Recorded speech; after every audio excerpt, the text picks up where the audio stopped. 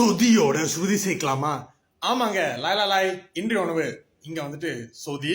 இங்க வந்து நல்லா வடிச்செடுத்த பாஸ்மதி அரிசி. நம்ம காரத்துக்கு வந்துட்டு இங்க 1 2 3 4 5 6 6 சோப்பு மிளகா. இங்க வெட்டி வச்ச வெங்காயம். இங்க வந்துட்டு கொத்துக்கறி, அதாவது மீன்ஸ் மட்டன். சரியா, சாப்பிட்டு பார்க்கலாமா?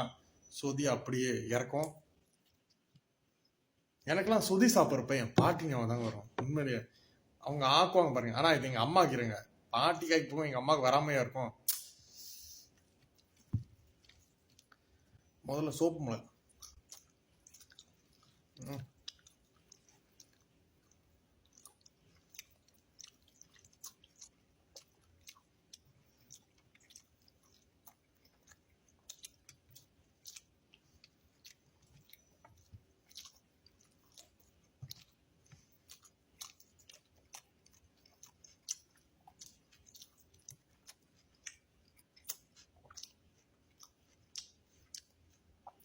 இன்னைக்கு ஒரு பொடி இருக்கு, எதுக்கு வெயிட்டு ரெட்டி ஹீட்டு சிறப்பா செய்வோம்.